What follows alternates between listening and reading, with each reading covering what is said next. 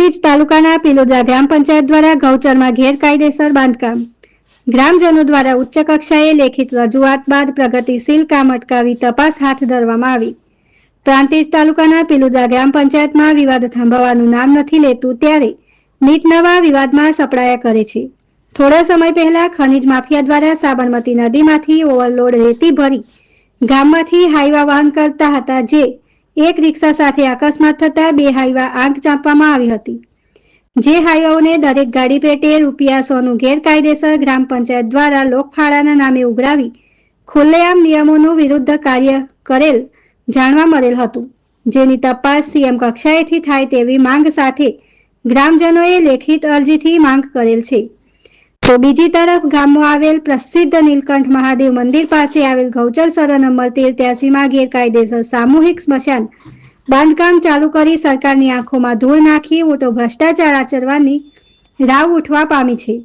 ત્યારે સરપંચ દ્વારા ગોળ જવાબ આપી પોતાનો બચાવ કરવાનો પ્રયત્ન કરેલ હતો. આવો તેમની જુબાની સાંભળીએ. આપનું નામ સરપંચ સાહેબ? મકવાણા સોમાજી રાણા. પિલોદરા ગામમાં સાહેબ ગૌચરમાં સ્મશાનનું બાંધકામ ચાલી રહ્યું છે, તે બાબતે ફરિયાદો ઉઠવા પામી હતી. તાલુકા પંચાયતમાં વિકાસ અધિકારી, વિસ્તરણ અધિકારી તેમજ ડીડીઓ સાહેબ સુધી ફરિયાદો પહોંચેલી છે. આ બાબતે આપનું શું કહેવું છે? તો સાહેબ એમાં એવું છે કે મને એ ખબર છે કે ગૌચરમાં 1383 સર્વે નંબર ખબર, ગૌચર 8 હેક્ટરનો છે, ટોટલી 8 હેક્ટર. 8 હેક્ટરમાં એમાં બાંધકામ કર્યું છે, પણ એમાં એનઆરઆઈ જે લોકો આવેલા હતા એમાં કેવલભાઈ ડૉક્ટર હતા. અમે આજથી 3 મહિના અમે ડૉક્ટર કરવાની તૈયારી કરી હતી, પણ એનઆરઆઈ એ લોકો 2 મહિના માટે આવ્યા હતા.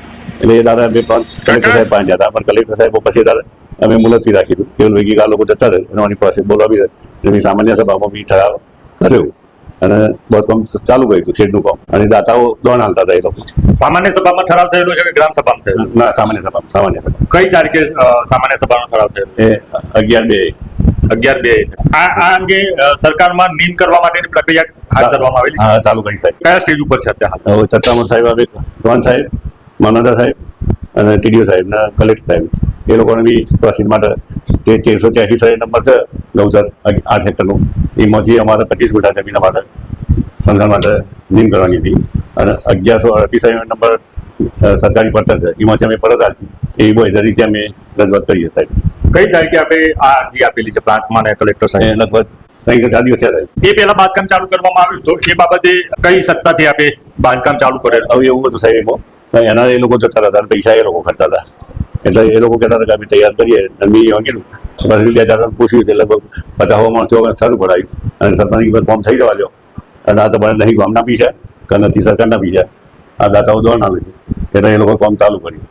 હવે ત્યાં જૂનું એક સ્મશાન આવેલું હતું, તેની બાજુમાં જ આ સ્મશાન બનાવવામાં આવ્યું. તો જૂના સ્મશાનને પાડી ભોયદોસ કરી અને નવું નિર્માણ ત્યાં થઈ શકે તેમ હતું, તો એ છોડી બીજું નવી જગ્યા બાંધકામ કરવાની કોઈ સ્પેસિફિક આમ જૂનું સમથણ ખરું સાહેબ? આ શરીરથી જોયું તો આપણે જોઈ લઈએ છીએ.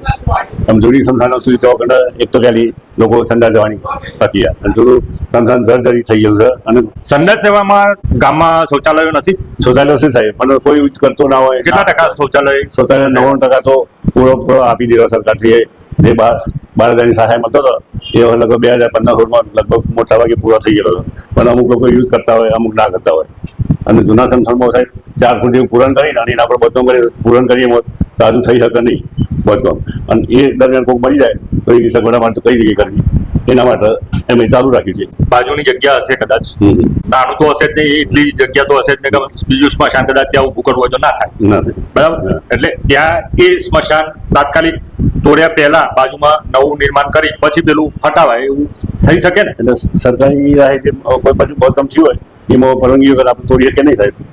ના, તોડવાનું આવતું નથી. પહેલા બાજુમાં નવું ઊભું કરો પછી પેલું મંજૂરી લઈને તોડવાનું. બરાબર, પણ તોડવાની જરૂર નહીં કરે.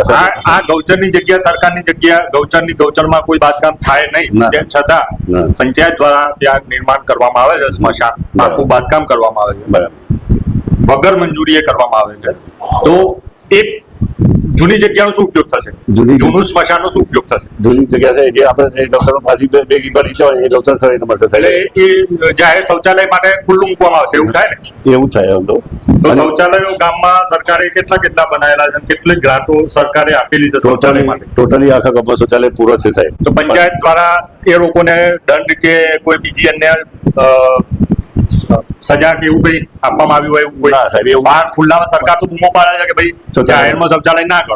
બધાને સરકારે પૈસા આપીને નિર્માણ કરી આપ્યા છે ઘેર સાહેબ શૌચાલય કરે, પણ પબ્લિક ઉપર જે માણસો સરી ગયા છે કે 12,000 શૌચાલય થતું હોય, 12,000 શૌચાલય થતું હોય ભાઈ સરકાર સહાય હાલે છે. 12,000 આપણે 12,000 મેળવવાના છે અને સરકાર આપણે મદદ કરે છે. આપણને સરકાર પણ સરકાર નીતિને પબ્લિક હેઠતી નહીં અને લોકોમાં શૌચાલય બનાવ્યું સાર ભરે કે લાકડો ભરે કે એનું કરે નહીં. આ બાબતે પંચાયતે જાગૃત કરવાની જરૂર નથી સાહેબ? સાહેબ જાગૃત મેં તો ઘેર ફરી મેં તો બધી ક્લિયર કરેલી છે. ભાઈ તમે શૌચાલયમાં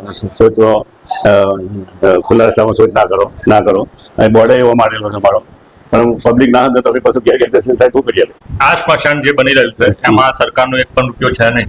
અત્યારે હાલ જે શેર ઉભો કરે એમાં સરકારનો રૂપિયો નહીં. લગભગ 30 લાખનું એસ્ટિમેટ છે ટોટલી બધું.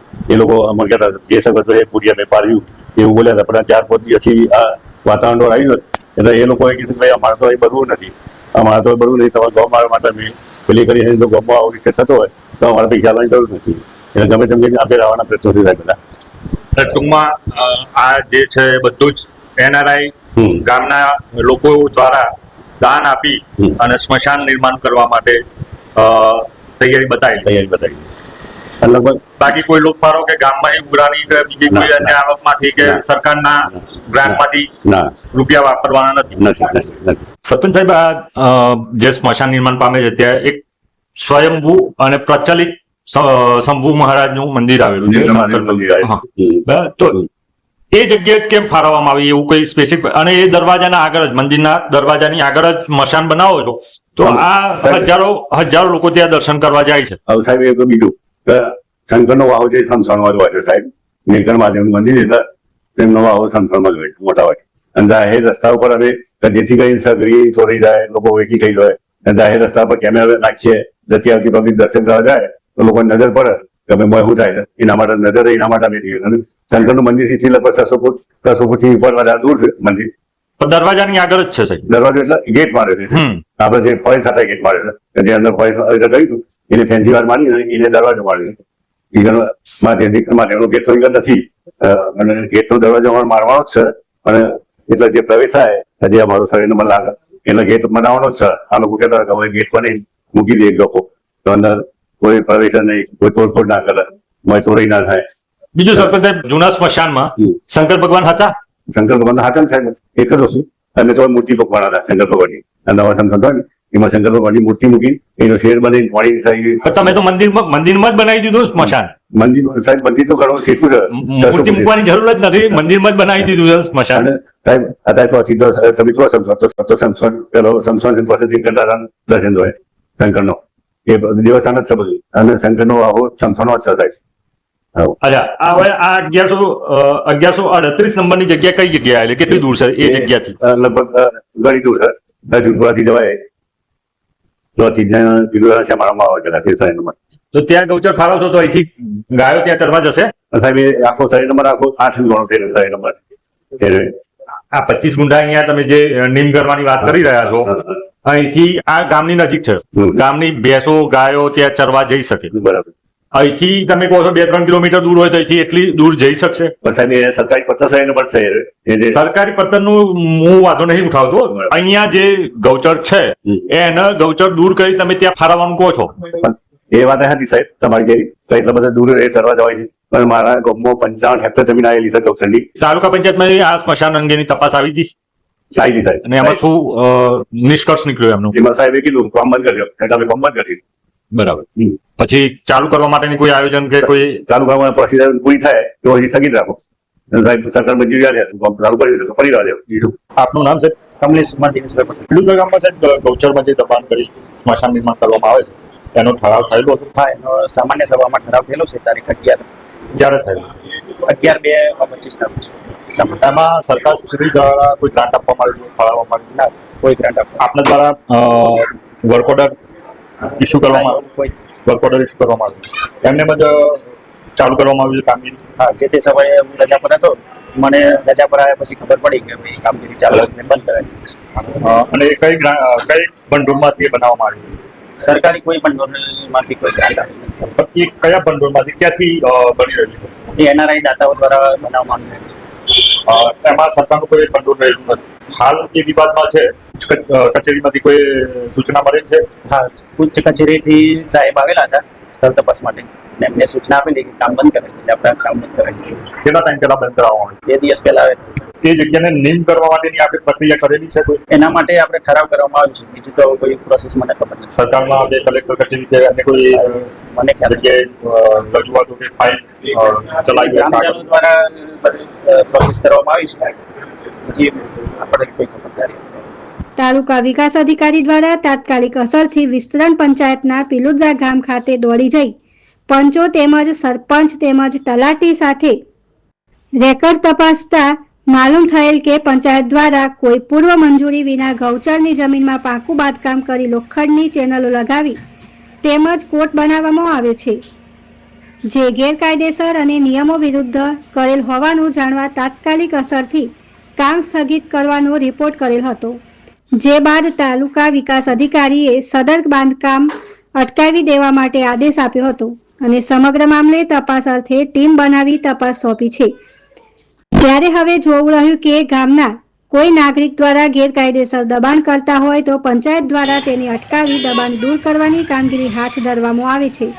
ત્યારે ગ્રામ પંચાયત જાતે જ ગૌચરમાં ગેરકાયદેસર દબાણો અને બાંધકામ કરેલ છે તેને કોણ હટાવશે? મુકેશ પરમાર, ગુજરાત નિર્માણ. આપનું નામ સાહેબ? VN પાંડવ, વિસ્તરણ અધિકારી પંચાયત, તાલુકા પંચાયત પ્રાંતિજ. પિલુદ્રા ગામમાં સાહેબ ગૌચરમાં દબાણ કરી ગ્રામ પંચાયત દ્વારા સ્મશાન નિર્માણનું બાંધકામ ચાલી રહ્યું હતું, એ બાબતે આપને કોઈ ફરિયાદ મળેલી છે? હા, આ અંગે ફરિયાદ મળેલ. શનિવારે ફરિયાદ મળેલ હતી. રજાનો દિવસ હતો એટલે સરપંચશ્રીને અને તલાટી કમ મંત્રીશ્રીને ફોન કરીને જાણ કરેલ કે જો આવું કોઈ કામ ગૌચરમાં થતું હોય તો તાત્કાલિક બંધ કરવા માટે સૂચના આપેલ. અને પછી શું આપે તપાસ કરેલી સાહેબ કે ત્યાં શું પરિસ્થિતિ છે? હા, આજે રૂબરૂમાં ઓફિસ ચાલુ હતું કચેરી સમય દરમિયાન, એટલે આજે રૂબરૂમાં ત્યાં સ્થળ તપાસ કરતા તલાટી કમ મંત્રી, સરપંચ તથા પંચોને સાથે રાખતા સ્થળ પર જોતા ત્યાં સ્મશાનનો એક મોટો શેડ બનેલો હતો અને થોડુંક કોટનું કામ પથ્થરથી કોટનું ચણતર થયેલું હતું. ખરેખર સાહેબ એ જગ્યા ગૌચરની છે કે કેમ? આ રેકર્ડથી ખાતરી કરતા નકશો વગેરે જોતા સદર જગ્યા ગૌચર હેડી આવે છે. હવે શું એમાં બાંધકામ થઈ શકશે કે કેમ?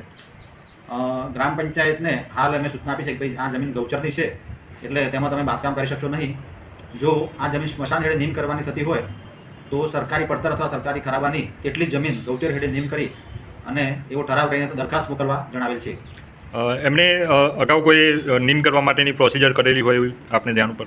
એ લોકોએ અમને ઠરાવ બતાવ્યો કે ફેબ્રુઆરી મહિનામાં કે સાહેબ અમે ઠરાવ કર્યો છે એવું જણાવ્યું.